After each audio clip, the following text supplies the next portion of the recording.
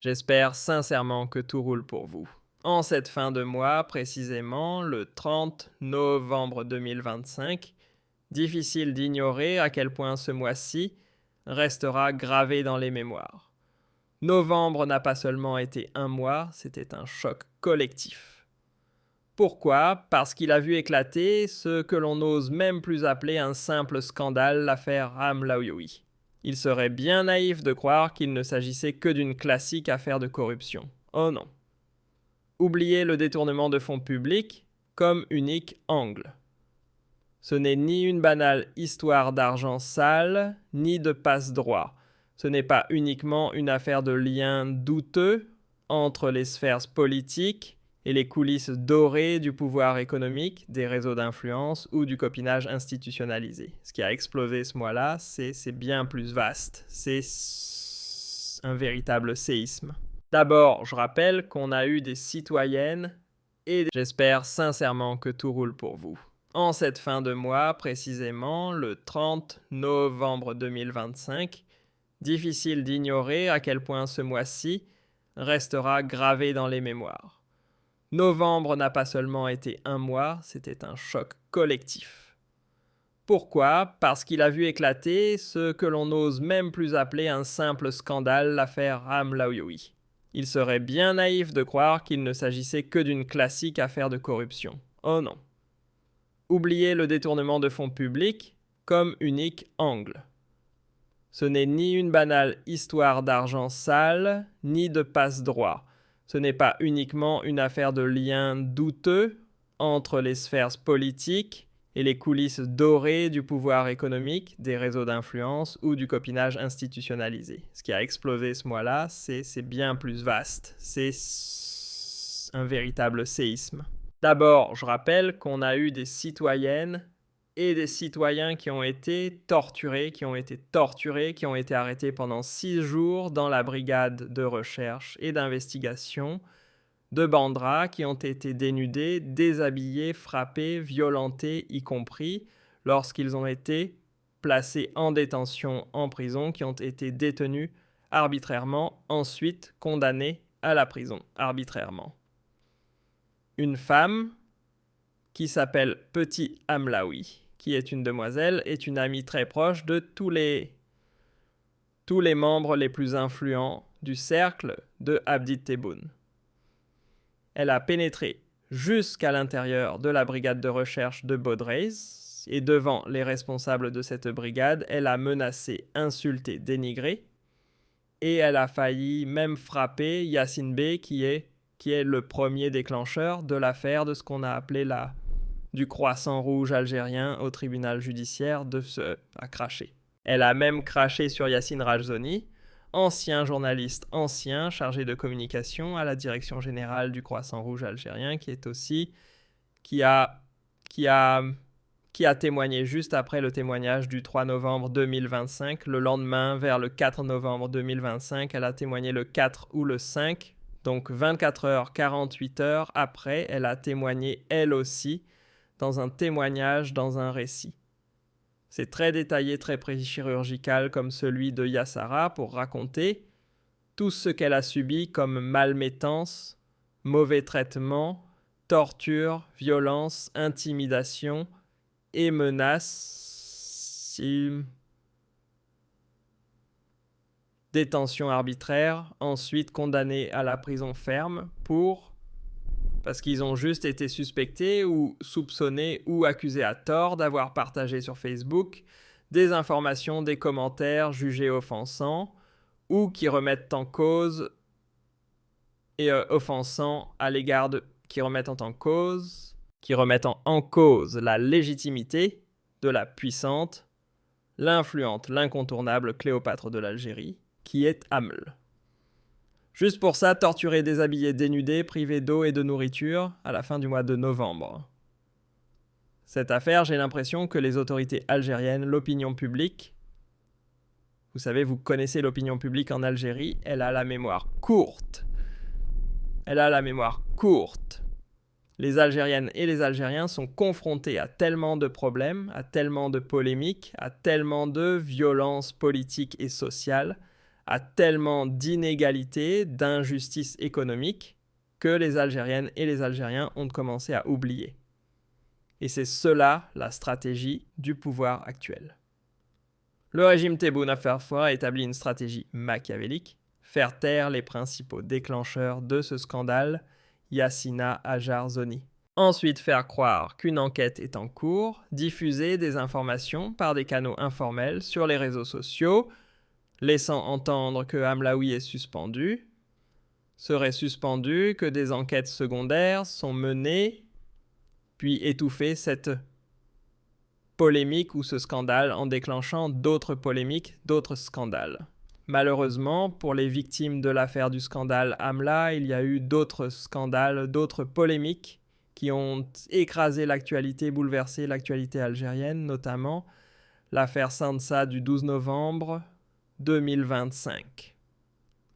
À la fin de ce mois de novembre, faisons un bilan Yassim Betta.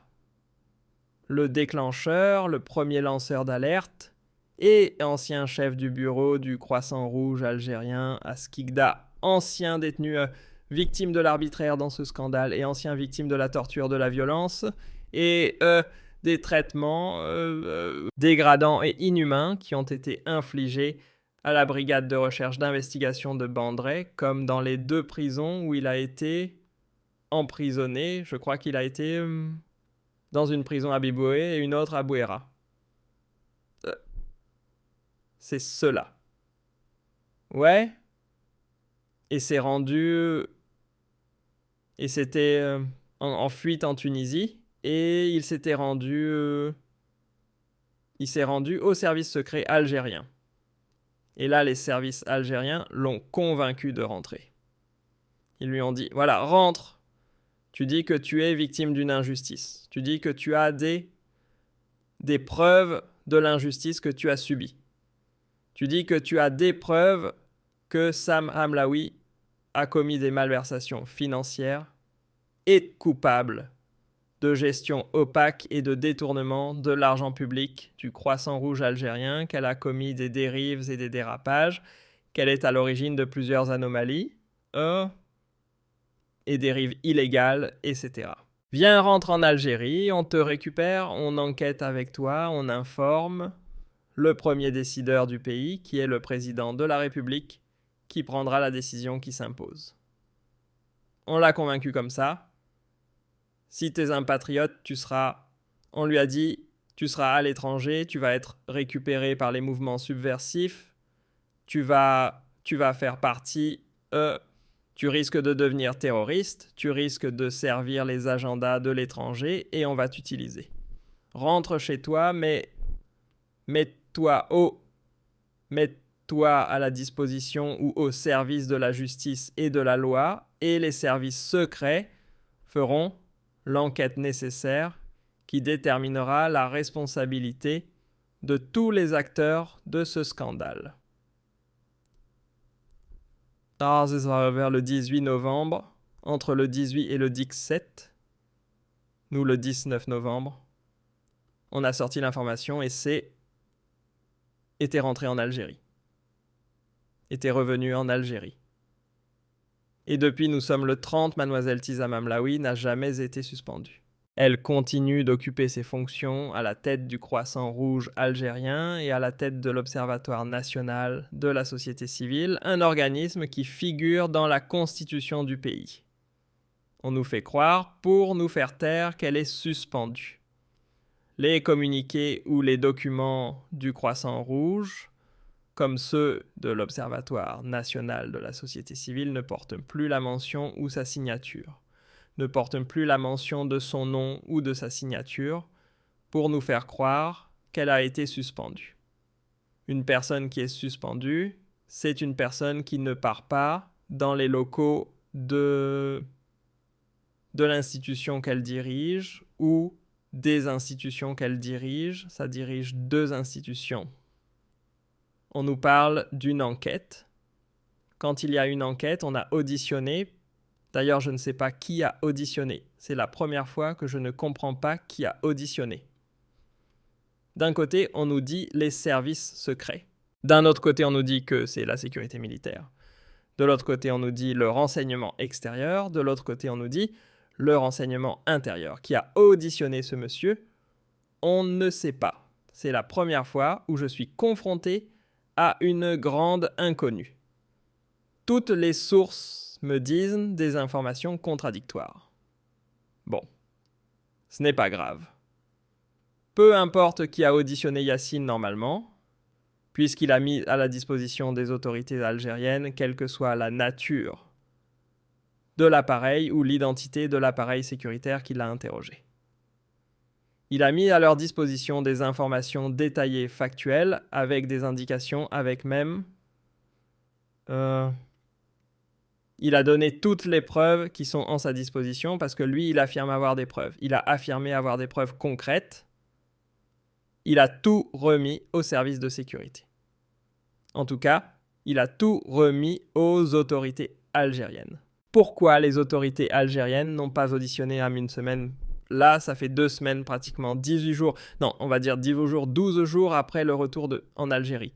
On n'a pas touché à un seul de ses cheveux.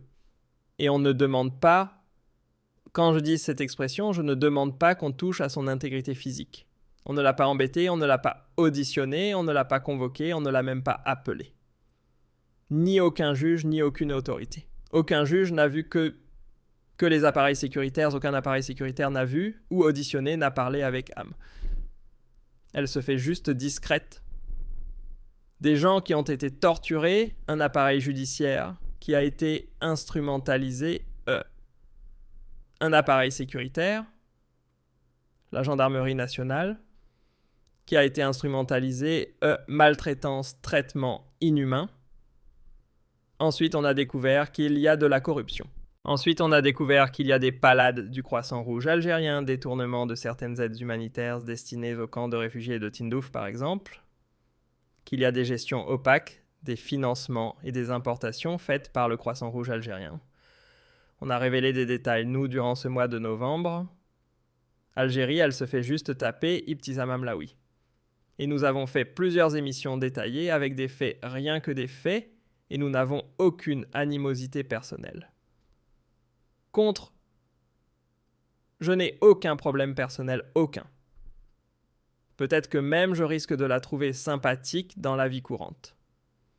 Mais mon problème, c'est avec la responsable celle qui dirige 2 institutions importantes dans la société civile et qui a usé de sa proximité avec Abdi Tebboune et de ses relations sulfureuses et troublantes avec les dirigeants du cercle Tebboune pour incarcérer, détenir arbitrairement, torturer, battre, violenter, alors même jusqu'à déshabiller et monter de toutes pièces un dossier judiciaire pour emprisonner, se débarrasser de ses détracteurs. C'est un scandale inouï. Alors, moi je veux bien que l'affaire BAM, ça soit considéré comme plus importante parce qu'il y a des intérêts diplomatiques et géopolitiques. Je veux bien que l'affaire de Saagba soit plus touchante, plus bouleversante. C'est un homme âgé de 80 ans et que juste pour une déclaration, pour une analyse, un commentaire sur un épisode historique, très connu d'ailleurs, et relaté, raconté dans plusieurs livres, son emprisonnement soit un choc, puisse faire réagir, etc. Je veux bien qu'il y ait des problèmes. Le dinar chute, la monnaie algérienne s'effondre, les problèmes économiques s'aggravent, les incertitudes, le problème du Sahara occidental, les pressions, ce qui se passe dans le dossier de la Palestine, les reculs ou les pressions qui sont exercées sur l'Algérie. Je sais, je suis conscient qu'il y a beaucoup de problèmes, qu'il y a trop de problèmes et qu'il y a des pressions et des polémiques et de voir des scandales sur tous les fronts, dans tous les secteurs, on dirait dans tous les secteurs. Mais on parle de torture, encore une fois. On parle de 2 Algériennes et de une Algérienne et un Algérien qui ont été torturés, qui ont été brisés, qui ont été humiliés, dont la dignité et l'honneur ont été bafoués. Et inédit, qu'est-ce qui est inédit dans cette affaire? Que l'une des victimes, elle s'est rendue aux autorités algériennes. Elle a tout mis à la disposition des autorités algériennes. Et au moment où Yacine Benchit, avant même que Yacine Benna ne soit écouté, auditionné, nous, on a appris au cours de notre enquête sur l'affaire Hamlaoui que Samam Hamlaoui, dès les premiers jours du déclenchement sur les réseaux sociaux de son scandale, elle est partie au siège du Croissant Rouge à Alger. Elle a vidé son bureau, les locaux, elle a pris 3 cartons de documents qu'elle a fait disparaître et toutes les traces. Elle est venue un vendredi, c'est un week-end, un jour férié, un jour de congé, un week-end où les locaux du Croissant étaient vides. Elle est venue avec sa voiture, elle a pris 3 cartons de documents et elle les a fait disparaître. Et les traces de son intervention, un vendredi, et le jour où elle a récupéré, a stocké ces documents dont on ne connaît ni la nature, ni le contenu de ces documents. On ne sait pas de quoi il s'agit. On sait juste qu'elle a pris 3 cartons de documents qu'elle a fait disparaître. Pourquoi je parle de faire disparaître, puisqu'elle a effacé les traces de son intervention ce vendredi, dans les recours de la Direction générale du Croissant Rouge algérien, en demandant au service informatique de revoir, de supprimer toutes les images qui ont été captées par les caméras de surveillance.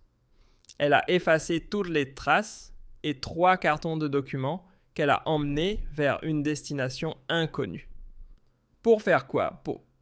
Pour faire je ne sais pas quoi avec ces documents. On ne sait pas, on ne sait rien. Donc le temps de l'enquête, à partir du moment où elle a eu tout le loisir de cacher des documents, de peut-être même les éliminer, les supprimer, les enterrer quelque part, l'enquête sera faussée. L'enquête reste de nature à n'aboutir à aucune conclusion importante où la vérité sera dissimulée, puisque des pièces à conviction ont disparu, ont été dissimulées, ont été même, je dirais, éliminées, enterrées, supprimées, quoi. Qu'est-ce qui reste maintenant ? Il reste que Yassina était en Algérie, il ne s'exprime plus. Comme par hasard, il est revenu, il a témoigné. Je ne le vois plus parler sur les réseaux sociaux, je ne le vois plus rien dire. Est-ce qu'on lui a demandé de ne pas parler ? Je ne sais pas. Je me pose la question. Qu'est-ce qu'il va devenir ? Personne ne le sait. Il est allé à Angers. J'ai vu que récemment, elle a fait sur Facebook un statut où elle a exprimé des critiques, où elle a parlé de la situation du peuple algérien, où elle a formulé des critiques très virulentes. Qu'est-ce qu'elle va devenir ? Qu'est-ce qui va devenir de Haj Zoné ? On n'en sait rien. En réalité, comment ce scandale a été géré ? J'ai l'impression que les autorités algériennes, j'ai pas l'impression, j'en suis sûr. C'est ce que j'ai compris et c'est ce que j'ai pu confirmer auprès de mes sources. Il n'y avait qu'un seul objectif, faire taire. L'objectif n'a jamais été d'enquêter sur Hamlaoui, n'a jamais été de l'inquiéter, de l'inculper, de la remplacer ou de la sanctionner. L'objectif était de faire taire. C'était ça son objectif, les neutraliser, les empêcher de continuer à diffuser sur les réseaux sociaux la vérité des événements auxquels ils ont assisté, leurs témoignages clés sur les événements sensibles qu'ils ont vécus. On a voulu les faire taire pour protéger M, parce que pour le moment, il est protégé. Dans un pays qui se respecte, quand il y a des témoignages sur des actes de torture, de violence, de mauvais traitements ou de traitements dégradants, la justice ne met pas 1 mois pour auditionner, convoquer, poser des questions aux intéressés. Ce n'est pas possible. On a voulu faire taire, on a voulu étouffer ce scandale. Pourquoi ? Parce qu'on nous dit, voilà, on n'aime pas qu'on le mette sous pression. S'il doit limoger ou sanctionner un ami, il doit le faire sur la base de preuves. Mais les preuves, c'est que Yassina est entré en Algérie. Donc il a communiqué tout ce qu'il sait. D'accord, vous voulez sanctionner qu'à la seule condition que les récits ou les preuves soient réunis. Dans ce cas-là, il faudra confronter Hamlaoui au récit, aux accusations et aux informations qui ont été révélées. Dans ce cas-là, la direction centrale de la sécurité, en fait c'est très simple pour vérifier s'ils avaient menti. Très simple, la direction centrale de la sécurité intérieure peut aller faire une enquête sur la brigade de charge et d'investigation de Bondra. Les officiers de la brigade de Bondra auraient pu être convoqués, auditionnés. Les juges du tribunal judiciaire de Bra aurait été très simple de les confronter, de les juger, de les auditionner et de leur demander des explications, de leur dire qui vous a demandé de mettre en prison Haj Zitouni. Dans le dossier judiciaire de Haj Zitouni, il y a une expertise qui démontre qu'il n'avait aucun lien ni de près ni de loin avec les publications sur Facebook, celles qui ont porté atteinte à l'honneur et à la considération des petits Hamlais. Alors pourquoi on les a mis en prison? Alors pourquoi on les a emprisonnés? Alors que l'expertise a conclu, à leur